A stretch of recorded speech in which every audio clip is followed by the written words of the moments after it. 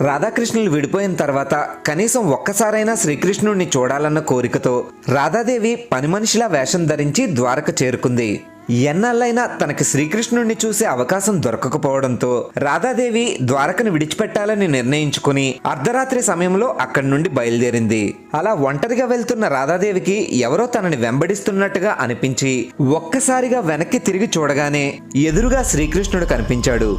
దాంతో రాధాదేవిలో ఒకవైపు శ్రీకృష్ణుడిని చూశానన్న ఆనందం, మరోవైపు శ్రీకృష్ణుడిని ఇంకెప్పుడు చూడలేనన్న ఆవేదన మొదలైంది.